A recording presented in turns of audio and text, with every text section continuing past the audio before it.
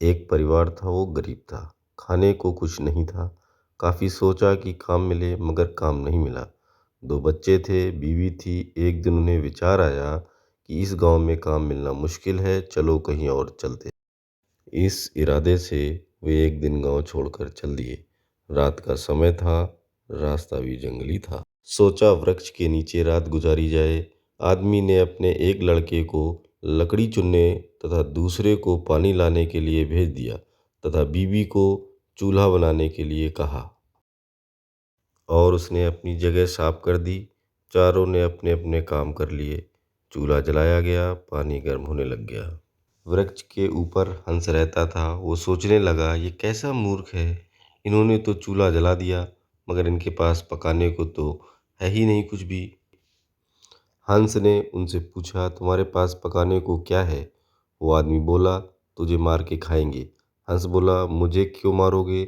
आदमी बोला, हमारे पास न पैसा है और न ही सामान, तो क्या करें? सब कर्मशील हैं, मुझे तो ये खा ही जाएंगे। तो हंस बोला, अगर मैं आपको धन दे दूं तो मुझे छोड़ दोगे?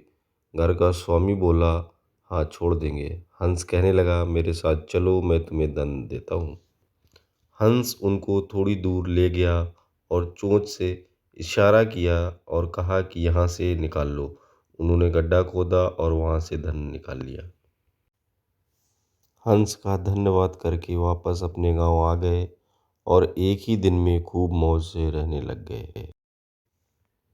अब उनके घर में किसी चीज़ की कमी नहीं थी। पड़ोसी ने देखा कि इस परिवार के पास ऐसी कौन सी चीज़ आ गई जो इनके पास इतना कुछ आ गया। उसने छोटे लड़के को बुलाकर सारी बात पूछ ली कि पैसा कहाँ से आया है।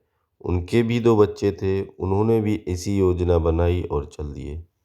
उन्होंने भी उसी वृक्ष के नीचे डेरा लगा लिया। आदमी ने अपने बड़े लड़के को कहा, लकड़ी लाओ, तथा छोटे लड़के को पानी लाने के लिए कहा, परंतु दोनों आनाकानी करने लगे। बीवी ने भी कहा कि मैं थक चुकी हूँ। जैसे जैसे पानी लकड़ी इकट्ठी हो गई और पानी गर्म होने लगा, हंस फिर आया और बोला, तुम्हारे पास खाने को तो नहीं है, तो फिर पानी गर्म क्यों कर रहे हो? आदमी बोला, तुझे मार कर खाएंगे। हंस मुस्कुरा उठा और बोला, मारने वाले तो 3 दिन पहले आए थे। तुम अपना समय खराब मत करो, घर जाओ। तुम मुझे क्या मारोगे, तुम तो आपस में ही लड़ रहे हो।